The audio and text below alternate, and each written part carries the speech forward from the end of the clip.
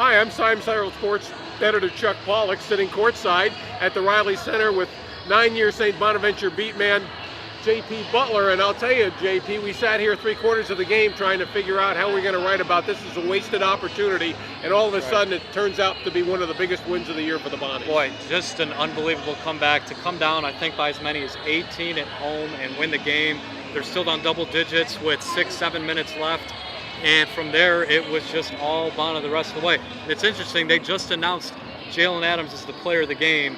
He was their leading scorer with 19 points, but to me, the player of this game in the end was Matt Mobley. Here's a guy that didn't score until midway through the second half and just came up with a number of huge buckets down the stretch. And the shots that he made really are the reason that I think Bona was able to come all the way back in this one. What's really interesting to me is that 42 points given up in the first half, an absolutely horrible defensive performance by the Bonnies. Meanwhile, they score the lowest point total they have in a first half all year, and yet, when they really need it, when the comeback was on, no field goals in the last 6.5 minutes for St. Joe's. That's how you win the game. Yeah, I mean, in the first half, really, it couldn't have gone worse on either side, because this is a St. Joe's team that was playing so poorly from an offensive standpoint after their leading scorer, Siobhan Newkirk, went out. They were only averaging 64 points a game. Here they were at halftime on pace for 84 points. And as you mentioned, Bona scoring only 27 points, their lowest in a half the season. And so really, it couldn't have gone worse. But as we said down the stretch, again, both sides a lot better. We figured the offense would probably start to come around because this team had just been too good offensively to stay down for that long, and it did. You figured Mobley would start scoring, Adams would start doing what he did, and that's exactly what they did. And I'm sure Schmidt will point out this in the postgame here, they won the game because of the defense they played down the stretch.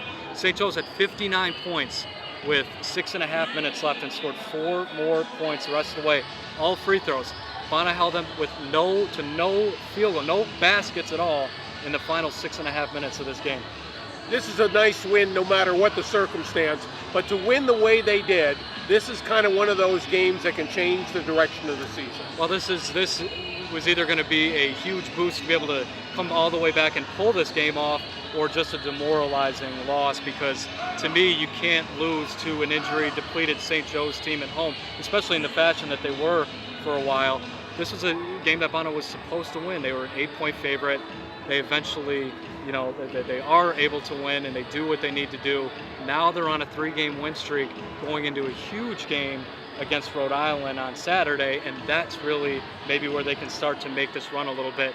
And the last thing I'll say, it took an unbelievable comeback, but just the kind of owning Phil Martelli and St. Joe's has continued. That's 6 straight wins over St. Joe's for Bona. And this is, at a certain time, wins over St. Joe's were hard to come by. That's 6 in a row over St. Joe's going back to the 14-15 season. This is our first courtside OTH Sports View, and I got to say, we picked a good one to do it. Have a good day. Thank you.